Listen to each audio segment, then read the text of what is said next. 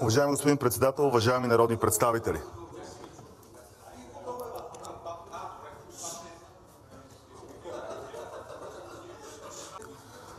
Вие не разбирате ли, хора, че в политиката, както и в живота, най-важното нещо е да си спазваш думата.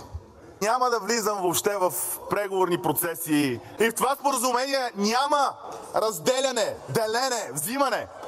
Има прозрачен процес, през който всички български граждани да могат да видят как се избират тези хора. Не да са майки, не да са бащи на депутати.